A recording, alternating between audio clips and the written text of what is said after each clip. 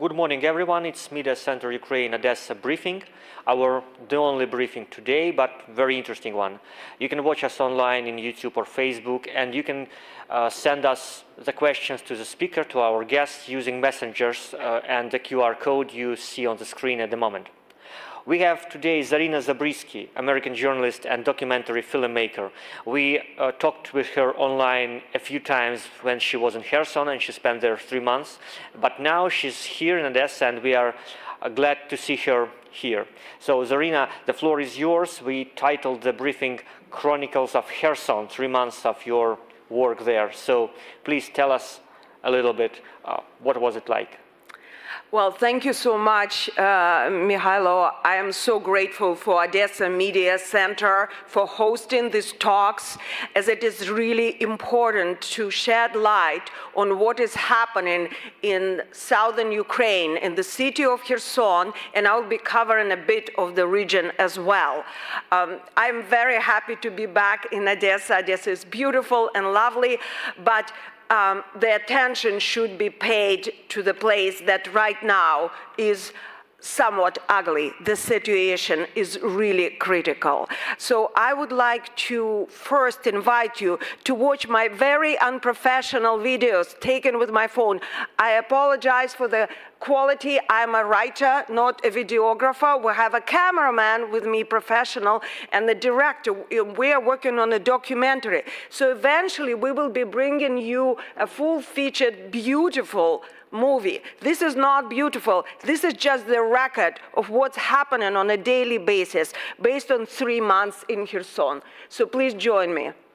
Very pretty boulevard in Kherson. It's such a pretty city, such a pretty street. I really want to take everyone on a tour. The city is being pummeled with Russian artillery, tanks, haubits around the clock, and lately, the last several weeks, there have been aerial bombs dropped on Kherson and Kherson region. Sometimes it's 25 bombs, sometimes it's 35 bombs, and one by one, area by area, they are destroying Kherson region. Behind me is just one of many buildings that were damaged overnight. Behind me, you see another damaged building. The Children's Regional Hospital in Kherson just hit about 10 minutes ago in a series of artillery shots. Today, around 10 a.m. in the morning, there was a hit on the building of the university. Another site that was hit today. Опять прилетел снаряд. Behind me, you see a pile of debris. Russians are striking the marketplace. The attack is continuing. It continues. 36 aerial bombs were dropped on the region yesterday, killing 1, injuring 2. On average, there are anywhere from 50 to 30 aerial bombs dropped on this region, with villages being destroyed, families with children being evacuated. I'm at the site of yesterday's destruction. A grocery store, a kids store, a private house. Behind me you see residential building. Just came back from filming at about 10 houses in different locations from last night's strike. 3 were killed, about a dozen injured. The woman here died on the way to the hospital. In this apartment, a woman was killed. Был прилет, я лежал в доме. Бросило меня в этой волной. Сгорел дом. Двери не закрывайте. And there's a body. There's been a double tap. We're hiding for now. Behind me you see a building of a children's regional library. Я працюю в аптеці, в такій гарній аптеці, і руйнують цю аптеку. Нащо ж таке робити? Таке, ну прямо, навіть не знаю, які варвари таке можуть зробити. Здрасте, можно, пожалуйста, скорую? Снаряд прилетел какой-то. 2-й раз, 3-й. А вверх 2 раза, по-моему, было. Просто продуктовый магазин. Here we have 88-year-old Baba Lida who is half paralyzed. Можливо казати ще раз, скільки уходить на ліки в місяць? Ну, лікарства, зарплата няньки. Ну так, взагалі. В общем, обходится 20 тысяч 20 гривен. тисяч. А скільки її пенсія? 6. 6. 6 з копійками там, да. Тут він знаходиться весь час. Коли виключають світ на посілки, прильот бомби. Так. Немає світу, це єдине його отоплення. Це, Коли є дрова. газ или що? Ранила мужа, да, сознание потерял, крови много потерял, в лекарне в реанимации. Женщина и мужчина умерли. У себя там, когда заметали от стекла. Откуда прилетел?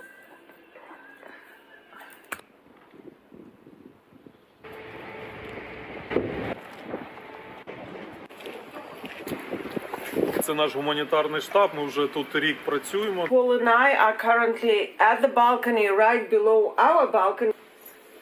Все, воно бахнуло, бачите, чесно, вот эта штучка залетела.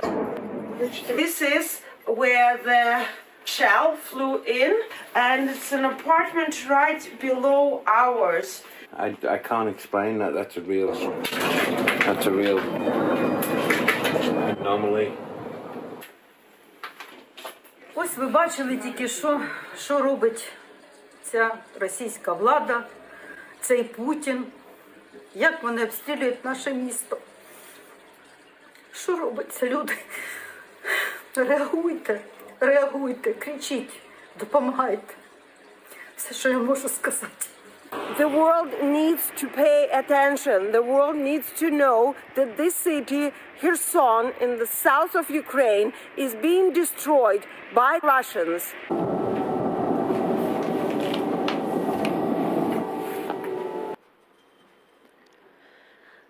Thank you very much for watching. Like I said, the actual movie is forthcoming. We are going back after a short break to film what is happening because it by no means has stopped. In fact, as we are talking, as you're watching this movie, not the movie, the video clips, Kherson is being pummeled because, how do I know? It's being pummeled pretty much every hour around the clock.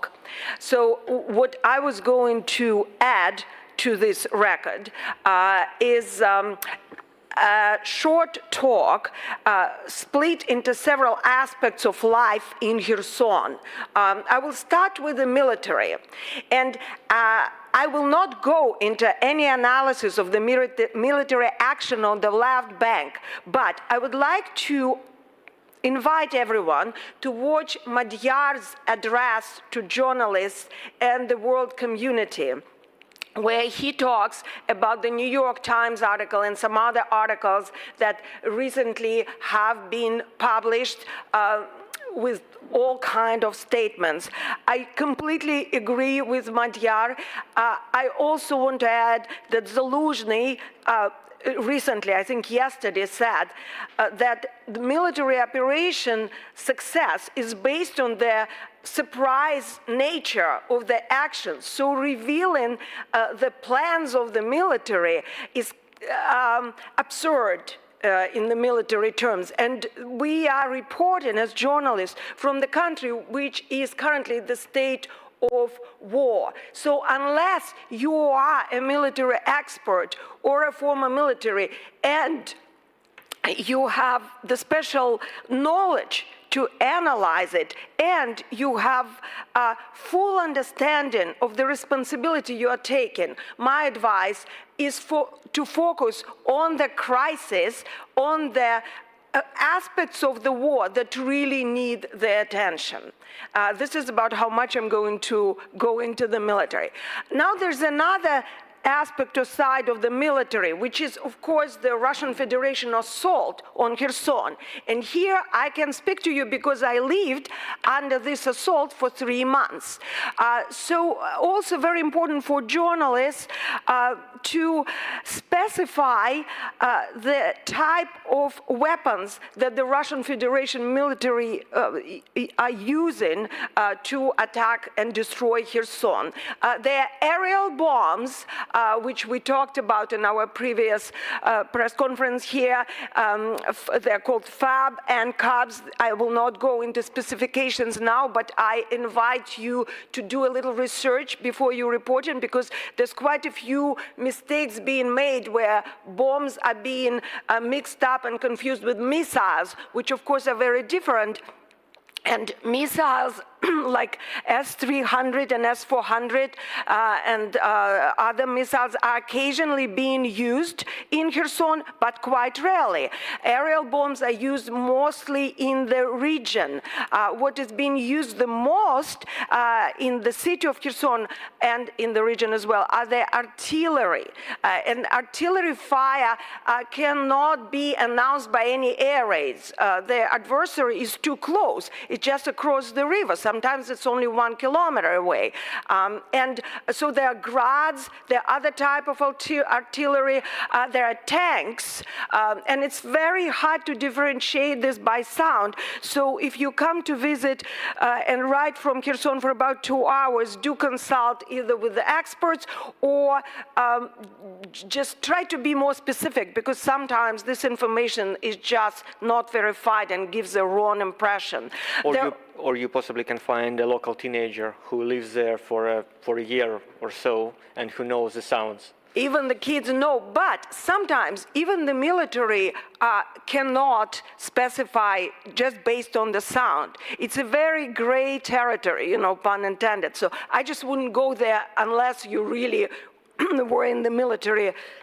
Excuse me, as my colleague Paul Conroy, who understands about this thing. So then there are cluster munition being used, and the flechetta, the shell that you saw in the balcony below ours was a flechetta. What it means, and I prepared some pictures to go with my talk, but for technical reasons we're not showing them. So imagine the little darts that big, hundreds of them, that are flying in the vicinity, in the civilians, in the residential areas.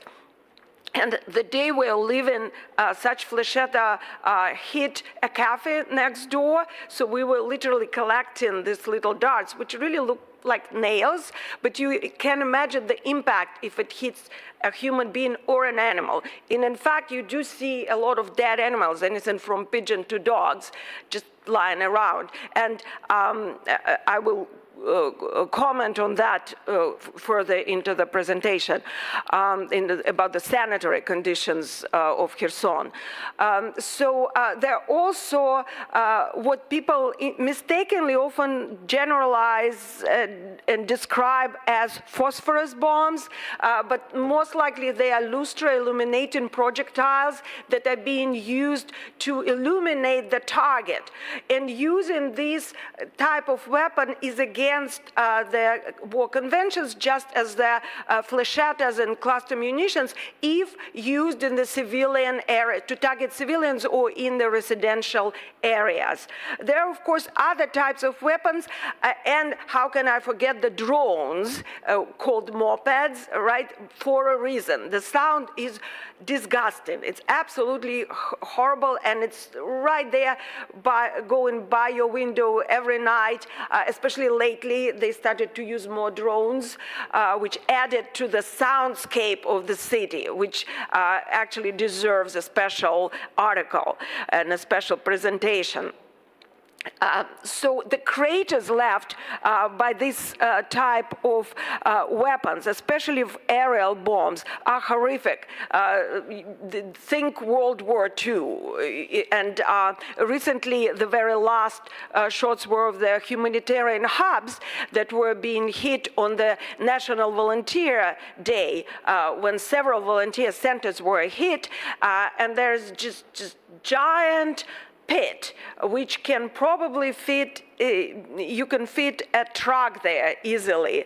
And on the side of it, you see people who are trying to collect whatever the blankets and pillows that are left in this hub, taking them home because their windows are broken, because it's cold right now in Kherson. So that is as far as the weapons go being used on Kherson.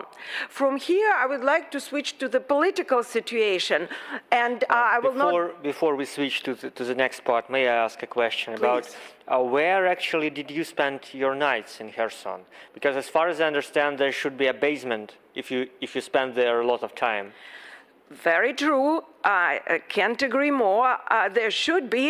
However, most people in Kherson don't have it, and we chose not to have it as well. We lived on the fourth floor on the regular block of flats, and you saw it in the little video presentation as well. There is a basement, in fact, there, but I wouldn't dare to go there. I am more afraid of the rats and other things that I can endure in the basement. And the next one, when I've been to Kherson last time, it was like kind of long time ago. But at that moment, there were areas, neighborhoods of the city which were more dangerous and which were less dangerous. What's the situation now? Is it the same, more or less, or not? Well, this is not the type of presentation where I would like to joke a lot, but nevertheless, there's a lot of humor in Kherson. And we laughed a lot at our dear landlord, who took very good care of us. But when renting the apartment to us, he introduced it as being located in the safest street in Kherson.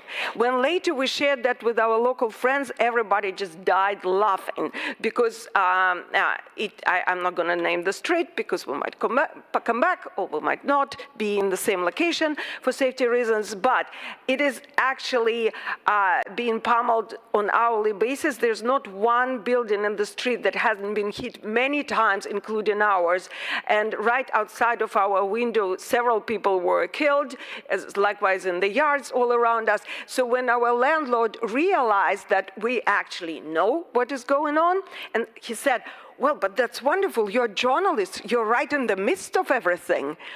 So, yeah, there's no, to answer it seriously, there is no one district right now in Kherson that is not dangerous. Thank you. Go on, please, with political or social Yes, situation. very briefly into politics. I'm not going to go in detail, obviously, for frame of this presentation doesn't allow it, into the external politics. I just want to say for any decision makers in my country, in the United States, and in the European Union, the decisions you are taking, or rather not taking now, regarding the aid for Ukraine is literally might be the matter of life for about 70,000 people of Kherson. And of course, I'm only speaking right now about Kherson. We have the whole country of Ukraine to speak about. So please watch again carefully what I've shown before you take any decision. That's the end of my address to the international decision makers, if they are watching me. As for internal politics, the political landscape of Kherson itself, it's very complicated. I'm also not going to go into detail for that. I think it's the agenda for the local journalists, and they're wonderful. I met a lot of fantastic local Kherson journalists. There's a publication called Vgoru, which I recommend. It's in Ukrainian, but you can use Google Translate. There's a radio channel, it's called Radio X, I believe. I will share it later. They do wonderful radio shows addressing the local issues. It's very complicated, and here I'm going to bring up the hybrid war aspect, because the local politics and the local mass media are being targeted and manipulated by the Kremlin, just as the international media, as I mentioned in the beginning of my presentation. And one of the tools that the Kremlin prefers and likes to use for the hybrid war, for information warfare, is rumor. And if you read any textbooks on propaganda, that's one of the favorite tools, weapons ever. So as you can imagine, Kherson is now teeming with rumors of all sorts. Some of them are most fantastical and of sci-fi nature, and I'm not going to go into them because repeating them actually only making favors to the Kremlin. But the goal is to discredit the local authorities, the government of Ukraine, and whatever allies Ukraine has. So you can imagine it is very hard, especially after living 9 months under occupation, over a year under non-stop shelling, surviving the flood, people's psychological state leaves much to be desired. So while targeted by the, let's face it, Russian trolls, they have less means to resist. So the local authorities, as far as I know, are trying to work on the situation, but again, as you can imagine, it is really difficult. But this is an important aspect, and for journalists who come in to visit Kherson, something to think about. Can you, well, I personally do not support the view that repeating the rumors which Russian propaganda spreads strengthens them, actually, because I'm afraid it creates, vice versa, it creates vacuum, which creates distrust to the media, so from my point of view. But what I wanted to ask is, how local media like Vgoru, we will have representative of this media, by the way, on Friday here, but how local medias like Vgoru can be used by Russian propaganda? What I'm saying is they're on site, they see what's going on with their own eyes, like you did. The video you're showing is actually the evidence that you witnessed the crimes you're talking about. So how can people on site can be manipulated? Oh, don't get me wrong, let me specify here. I think Vgoru does a fantastic job. I think their reports are very important, and I'm very glad, in fact, that you are having somebody from Kherson, a local journalist, speaking about the situation. I'm definitely going to do my best to watch it or watch the show on YouTube. It's not the local journalists themselves who are being manipulated. It's the information, and mostly not by Vgoru or the professional journalists. It's the social media that being like a cesspool of rumors. So there are people who are self-pronounced, activists or analysts that are repeating and echoing the narratives. And when I say that it's better not to repeat them, we need to analyze them and present these narratives accordingly, not just repeating, because repetition is another tool of propaganda. And we can have this discussion some other time. I know we did some propaganda lectures, propaganda education here as well. It's super important, so thank you for that. Thank you. So let's just go on with the cultural thing, because that was one of the most prominent and interesting for me when we were having briefings online, and you were telling how people in Kherson actually live and have their cultural life. So can you please go inside? Absolutely, one of my favorite areas, of course. But before I go into that, let me briefly speak about the economic situation. It's very, very important. Again, I say it again, as you can imagine, I hope you can imagine, but after everything that happened in Kherson, the economy is in ruins, literally and figuratively. Very few establishments, very few enterprises, institutions are able to operate under daily fire, like literally being targeted, and the buildings, the physical buildings being destroyed, sometimes daily, sometimes hourly, doesn't leave any space for any economic growth. So as a result, most people in Kherson, as far as I know, after just speaking to people, don't have the means to survive. They don't have any income, or they have very small incomes. And life in Kherson right now is very limited about what you can do. It's just mainly living in your apartment, paying the communal expenses, which are quite high for many people living in Kherson, or very little income. Food, which you can find economical ways to eat, but it's still, you have to find this means to support yourself, and repairs, because windows, doors, walls are being broken on daily basis, and there are volunteers like hawkers who come and fix it for the residents for free. Not that it's very easy to get through, and many residents, based on my experience, don't know where to turn when their windows are being broken. But the local small businesses don't have this opportunity. And I was there present when a local business owner was calling to the city authorities, and they stated that these means are not allocated to the small businesses. And it's extremely hard for something like a grocery store to survive after being hit 4 times. So this is some questions out there, again, for the local journalists to address, and they do that very well, as I know. But not everything is horrible and dark in Kherson. The most amazing thing about Kherson is their people. And I have never seen anything like this. I literally have goosebumps going as I'm talking about that. And I'm just in love with people there. How can you find strength to do fly yoga when there are artillery fire explosions every 5 minutes, literally outside of the studio windows? So you sit in there, and so I started to go there. I was like absolutely in love with every single woman who goes there, with the teachers. And so you sit like this, and outside you hear, I will not reproduce, but it's a very loud explosion, and nobody would flinch. Or you going upside down in a very difficult position. The teacher is helping everybody and supporting, and they just don't pay attention at this horror that is happening literally outside of the window. There are artist community, poets community, writers community is thriving. I've been to 3 poetry readings and 3 theater shows, and every single one of them was fantastic, even though, and very well attended, mind you, even though there's no way to make any announcements, because the Russians, you guess, target any gatherings of people, whether it's the little kids drawing in the basement or poets who came together to read poetry. So again, they're reading poetry, and outside, because you're in the basement, you hear the roaring and thundering of the Russian rage.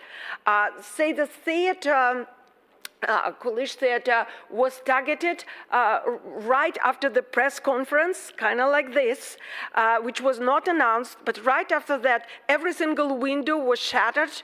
And in my pictures that I couldn't present right now, I have the pictures, what they did with the windows in a very creative way. They repaired them, and there is a very touching and moving for me photo where they're putting the garlands for New Year's over the side door of the theater. There are bars and cafes, because Kherson is a very culinary town. They love their food.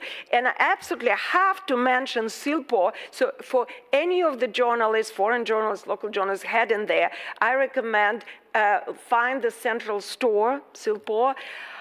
It's beautiful. Whole Foods in San Francisco, my city, has nothing on this store.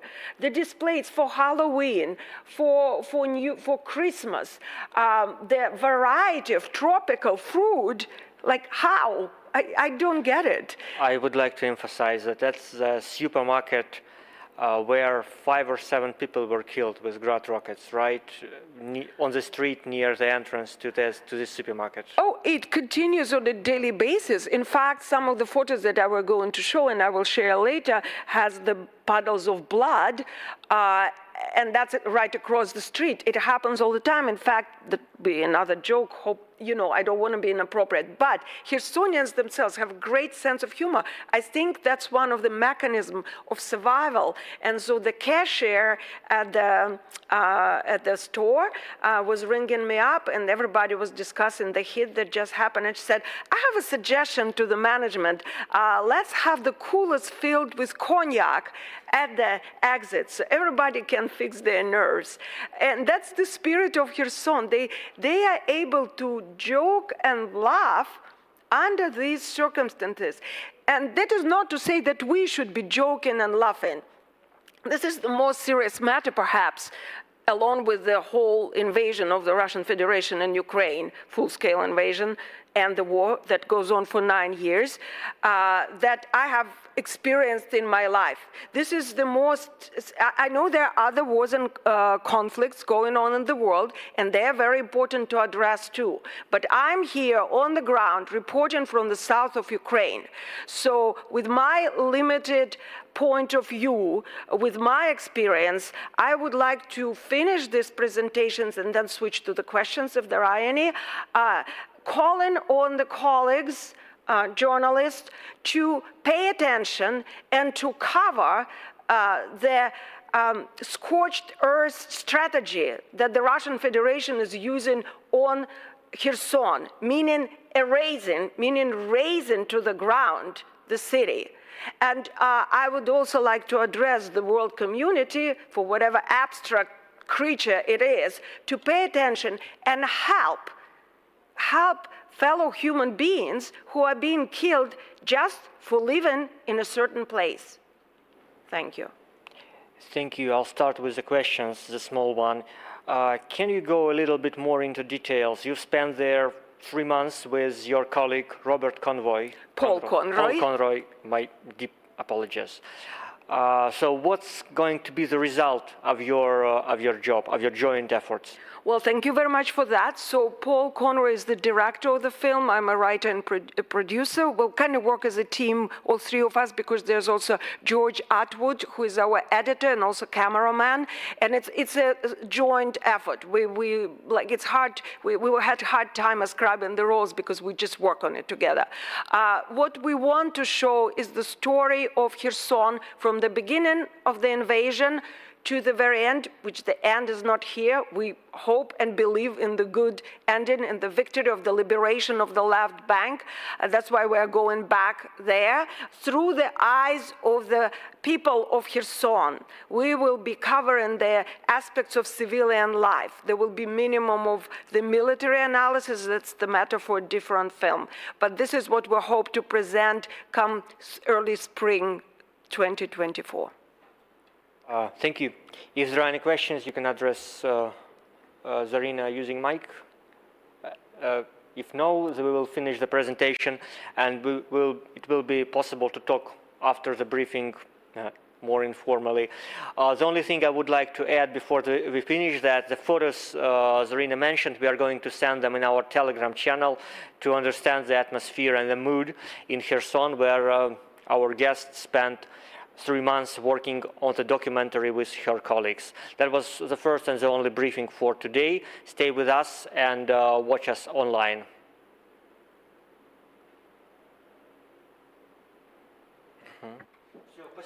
Спасибо, thank you. Так, я уже Володе